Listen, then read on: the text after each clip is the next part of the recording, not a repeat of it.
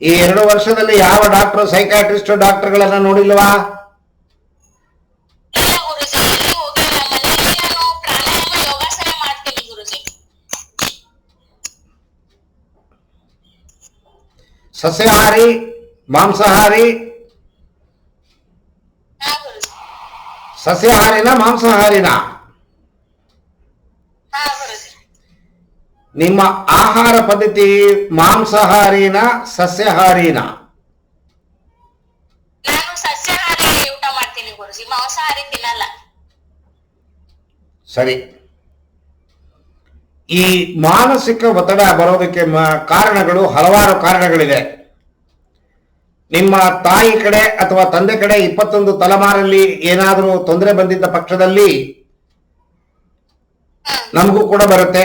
ಮಕ್ಕಳು ಹುಟ್ಟಿದಾಗ ಹೆಂಗಸರು ಹಾರ್ಮೋನ್ಗಳು ಏರುಪೇರಾಗುತ್ತೆ. ಆ ಹೆಂಗಸರು ಹಾರ್ಮೋನ್ಗಳು ಏರುಪೇರಾದಾಗ ಮಾನಸಿಕ ಒತ್ತಡ ಬಂದ್ಬಿಡುತ್ತೆ.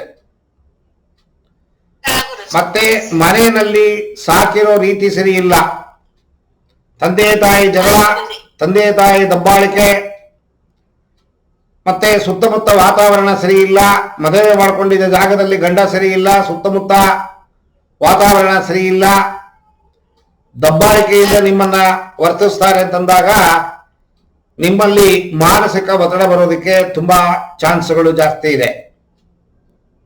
ಹೌದು ಗುರುಜಿ. ಪ್ರಪಂಚ ಶಕ್ತಿ, ವಿಶ್ವವನ್ನ ಕಾಪಾಡುವ ಶಕ್ತಿ, ಅದು ಜೀವ ಅಜೀವ ವಸ್ತುಗಳಿಗೆ ತುಂಬಾ ಬೇಕಾಗಿದೆ. ಪ್ರಪಂಚ ಶಕ್ತಿಯ ಕೊರತೆ ಬಂದಾಗ ಕೂಡ ಈ ಮಾನಸಿಕ ಒತ್ತಡ ಬಂದುಬಿಡುತ್ತೆ. ನಿಮ್ಮ ಉಸಿರಾಟದಲ್ಲಿ ಮಾರುಪಾಡು, ನೀವೇನು ಉಸಿರಾಟ ಮಾಡ್ತಾ ಇದ್ದೀರಾ ಅದು ಸರಿ ತಪ್ಪು ಅಂತ ನಿಮಗೆ ಗೊತ್ತಾಗಲ್ಲ. ಅದರಲ್ಲಿ ಏನಾದ್ರೂ ಮಾರುಪಾಡಾಯ್ತು ಅಂತಂದ್ರೆ ಮಾನಸಿಕ ಒತ್ತಡ ಬಂದ್ಬಿಡುತ್ತೆ. ಉಸಿರೇ ಸಕಲಕ್ಕೂ ಮೂಲ. ಕೇಳತ್ತಾ? ಮಾತು ಕೇಳತ್ತಾ?